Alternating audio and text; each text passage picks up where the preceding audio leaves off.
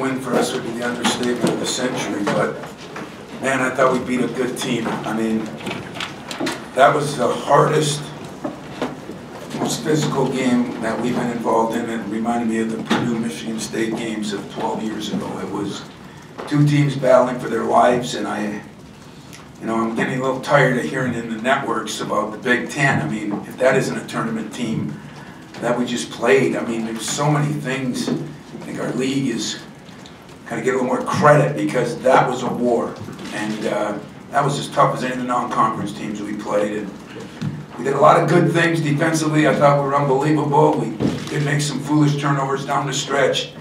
Just had some guys that played a lot of minutes. BJ was a little tired at the end, and foul trouble to Gavin and Matt hurt us in the middle. But again, it's nice that two things happen. Your best players, Travis, Denzel, and BJ were unbelievable. Travis was best he's been, and to shoot 85% from the line is normal for Illinois, but very abnormal for Michigan State. So, questions?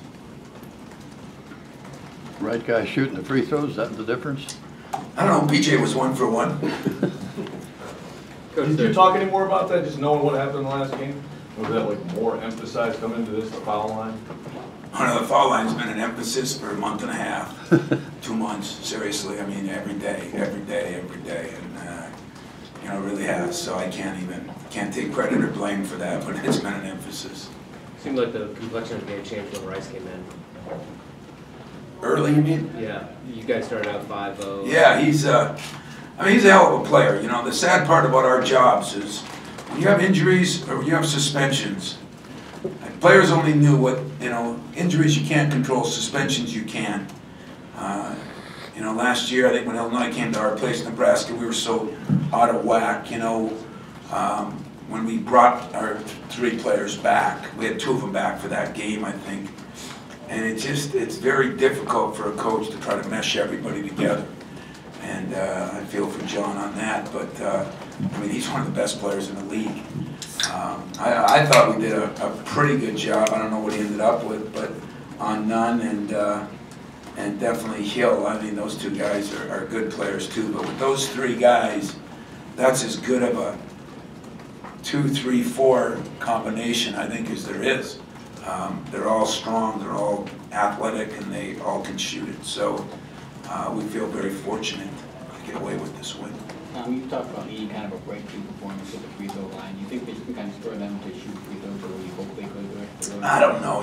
To be honest with you, when you shot poorly all year, one game, it brings a little bit of confidence, but we got a lot of things to prove yet, a lot of work to do yet. But it just was nice that, we have something to look at and say we've done it. We've been getting better the last couple games. We've been shooting a little better from the line, but you think of a game like tonight, you need every free throw. And, hey, we'd have 3, 4 more wins if we made 2/3 of what we shot tonight. So free throw line's important. We've done a poor job all year. We did a great job tonight, but I wouldn't let that overshadow the defensive performance because that is a hard team to guard, hard team to guard. When you look at these last 4 games as a whole, does it change what you think your ceiling for your team is, the way they've improved in these last 4? We made some improvements, but boy, we got, I think everybody would agree, the toughest schedule, at Illinois, at Indiana, at Wisconsin, and Purdue and Minnesota at home. I don't think there's a weak sister in that group, and I think they're all potential tournament teams. So, the ceiling, I'm not changing the ceiling now.